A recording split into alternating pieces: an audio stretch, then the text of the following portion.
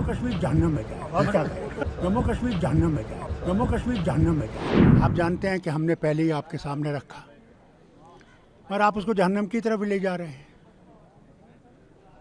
जो जन्नत जो है उसके लिए तो कुछ नहीं किया जा रहा। अगर फिर दोस्त बर रोए ज़मी अस्त, हमी अस्तो हमी अस्तो हमी अस्त। If there is a heaven on this earth, it is here, it is here, it is this. आप बताइए जन्नत के लिए क्या किया? इलेक्शन अभी तक आप नहीं कर रहे हैं। सारी रियासतों में इलेक्शन कर रहे हैं। हमारा क्या गुनाह है? हम किसी और देश के साथ खड़े नहीं रहेंगे, मगर हमारी भी तो इज्जत कीजिए, हमारे दिल को भी तो जीतने की कोशिश कीजिए। और तो मैं कुछ नहीं कहता, इसीलिए वो अल्फाज मैंने इस्तेमाल किए।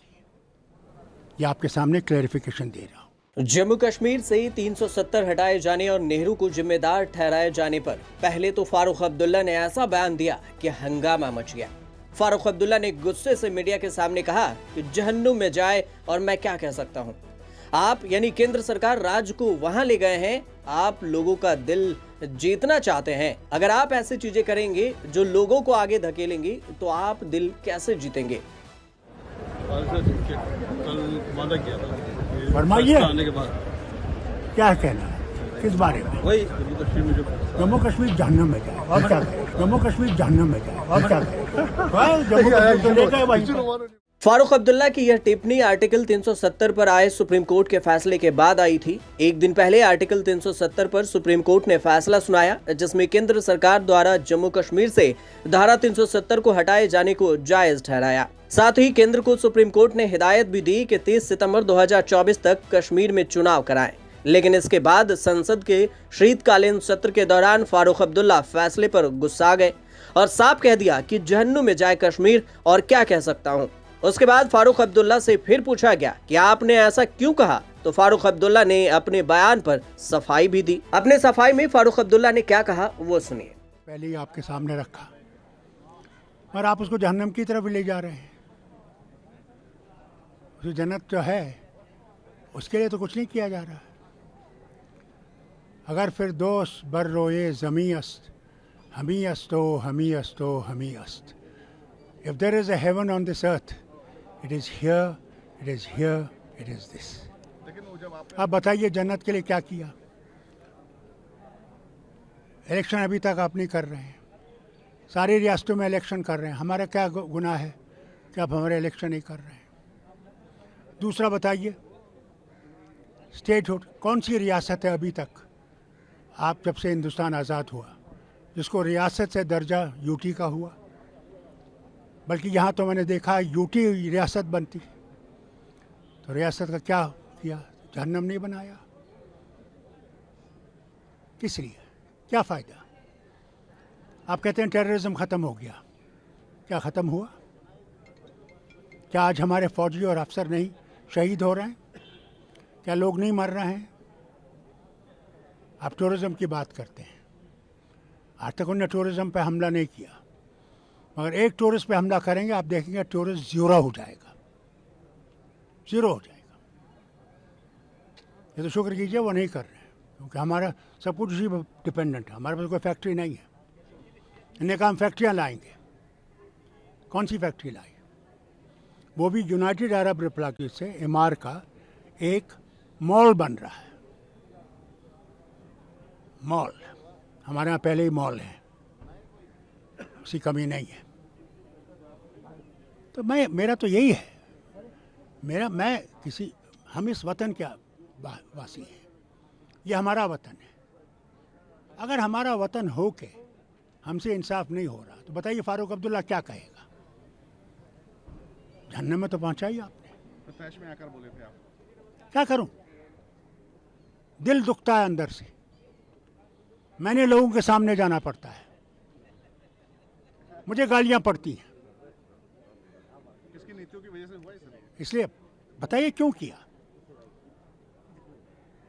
अगर हम खड़े हैं यहाँ पे, कौन था जब 96 में इलेक्शन हुए? कौन पार्टी थी? क्या कांग्रेस थी? बीजेपी थी? ये जो आजकल नाच रहे थे, उसका सिर्फ फारूक अब्दुल्ला और उसकी जमात थी। बमों में, गोलियों में खड़े थे। किस लिए?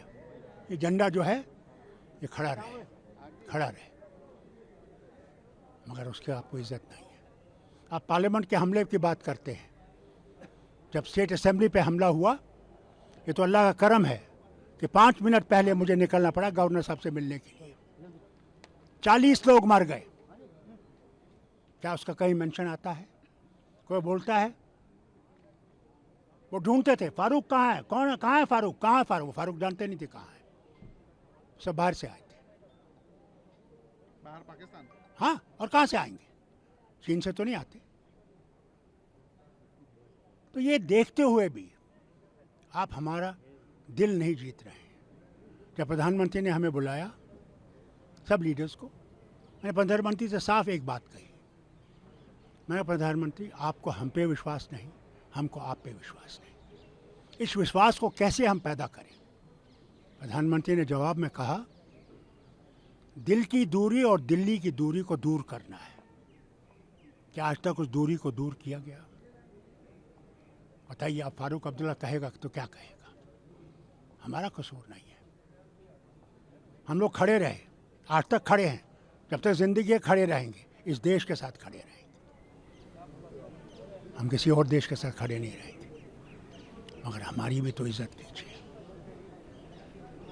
हमारे दिल को भी तो जीतने की कोशिश कीजिए। और तो मैं कुछ नहीं कहता, इसीलिए वो अल्फाज मैंने इस्तेमाल किए। ये आपके सामने क्लैरिफिकेशन दे रहा हूँ।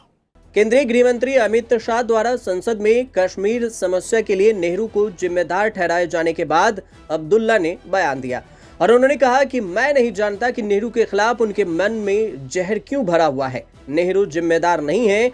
जब 370 आया था तब वहां सरदार पटेल थे। पंडित नेहरू ने मतलब अपनी लाइफ दे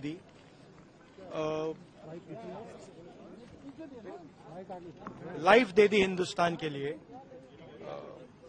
सालों जेल में रहे। अमित शाह जी को शायद हिस्ट्री नहीं मालूम, वो तो मैं एक्सपेक्ट ही नहीं कर सकता हूं कि उनको हिस्ट्री मालूम। वो तो हिस्ट्री को रीराइट करते रहते हैं। ये पूरा का पूरा डिस्ट्रैक्ट करने का है। नेहरू पर अमित शाह के बयान को लेकर राहुल गांधी ने भी कहा था कि अमित शाह को इतिहास की जानकारी नहीं, नेहरू ने अपना पूरा जीवन देश सेवा में लगा दिया और शाह ऐसे बयान देते हैं कि 2 बड़ी गलतियां जो पंडित जवाहरलाल नेहरू के प्रधानमंत्री काल में हुई, उनके लिए गए निर्णयों से हुई। इसके कारण सालों तक कश्मीर ने सहन करना पड़ा। एक सबसे बड़ी गलती, जब हमारी सेना जीत रही थी, पंजाब का एरिया आते ही सीज फायर कर दिया गया और पाक ऑक्यूपाई कश्मीर का जन्म हुआ। अगर सीज फायर 3 दिन लेट होता तो पाक ऑक्यूपाई कश्मीर आज भारत का हिस्सा।